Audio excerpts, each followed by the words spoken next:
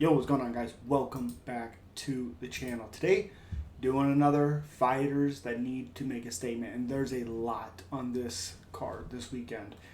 First we're starting off with Jordan Wright. Jordan Wright really has not been great in the UFC. He's 2-4 in the UFC. I'm surprised he even has a win in there, to be honest. He's beaten.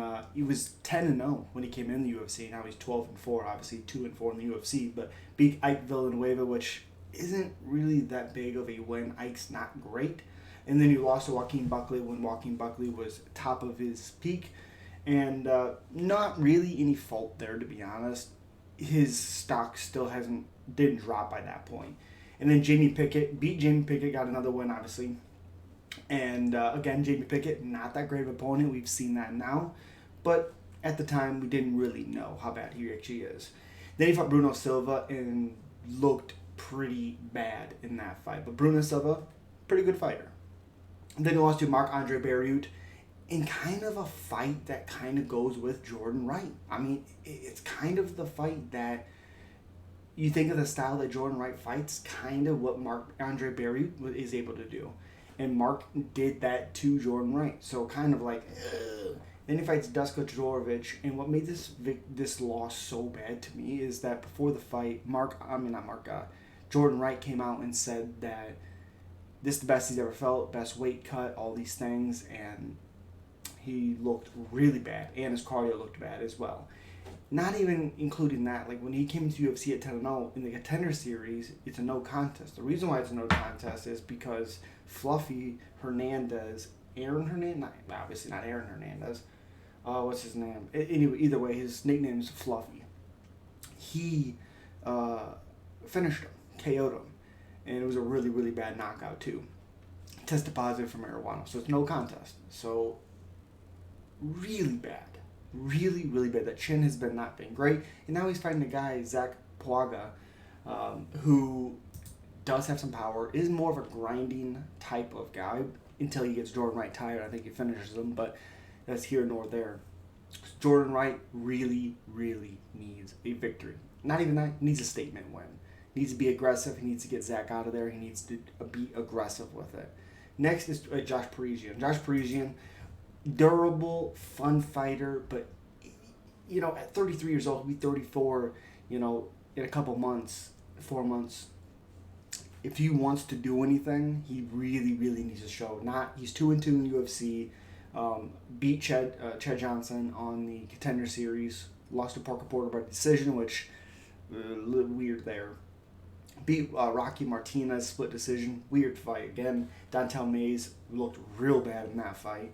And then beat Alan Boudreaux, I think it's Boudreaux, and looked okay in that fight. Moments where he didn't look great, and then he looked pretty good. And fighting Jamal like he is, again, just needs a very big statement. Then William Knight, it's another thing. Big power, has been finished by Devin Clark, who Devin Clark's not great. William Knight, he wins one, he loses one, he wins one, he loses one. And it's just super inconsistent. Marcin Prachnio, who William Knight is now fighting this weekend,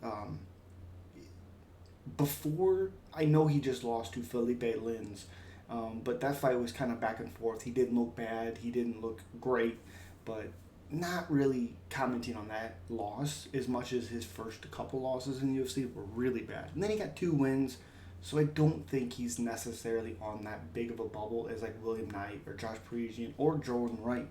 But he does need to hit that next level if he wants to do anything in the UFC. And then next we got Alexander Hernandez. We've seen Alexander Hernandez. We've talked about him before. Absolutely needs a statement win. Not a back and forth. He needs a dominant win to prove to people, I am this guy.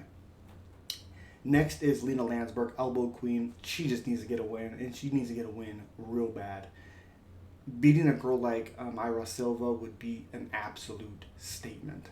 So that is something she needs to do. And AJ Fletcher coming in the UFC undefeated, getting lost to Matt Semmelsberg and Anye Losa. I think that's how you say his name.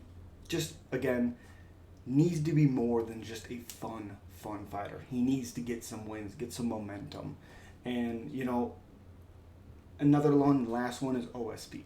39 years old, he'll be 30 here soon, fighting at light heavyweight. It'd be different if he was fighting at heavyweight. We've seen when he fought at heavyweight, he couldn't take those punches. And his cardio could not adapt to that style, to those heavier guys. Being at light heavyweight and being almost 40, I don't really like this fight for OSP against Felipe Lins, but OSP really, really needs a win. He also needs to make a statement win, not just boring. Like the Rua fight when he just won his last fight, he didn't look great at all.